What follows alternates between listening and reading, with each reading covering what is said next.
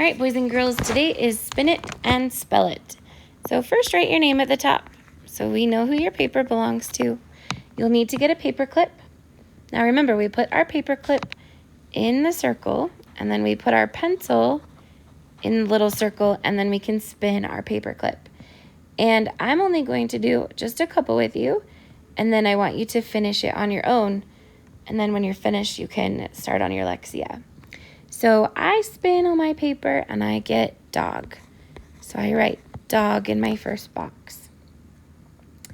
And then I spin again and I get a 10.